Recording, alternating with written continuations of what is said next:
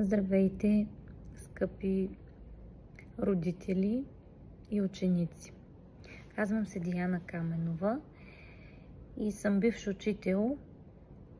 Завършила съм българска филология във Великотърновския университет. След това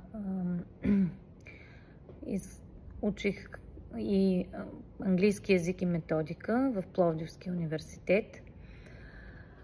Но по стечение на обстоятелствата напуснах системата на образованието и започнах работа в регионална библиотека Христо Смирненски, град Хасково. Тук работата ми хареса и реших, че ще остана да работя като библиотекар и ще спра да си търся работа като учител, което се оказа нелесна работа. Но като родител на двама ученика, имам дъщеря в 10-ти клас и син, който завърши 5-ти клас, искам да ви споделя своя опит като родител, който е филолог. Това, което виждам в учебниците, не ми харесва изобщо и наистина е много усложнено написано. За учениците, особено такива като сина ми, приключващи начален етап на образование и започващи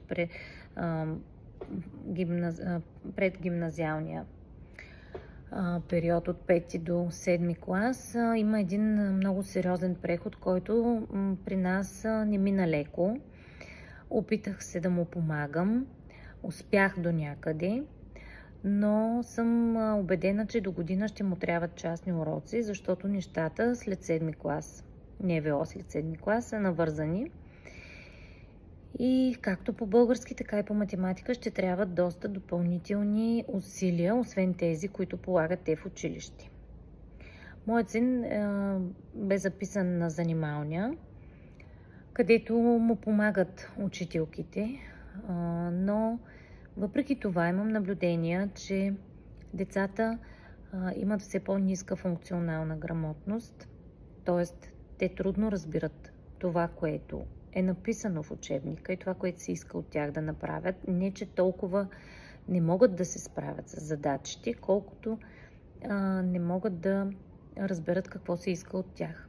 Затова моята задача като учител, макар и вече извън системата, но тъй като се занимавам покрай децата си, помагайки им, имам все още топла връзка с образователната система.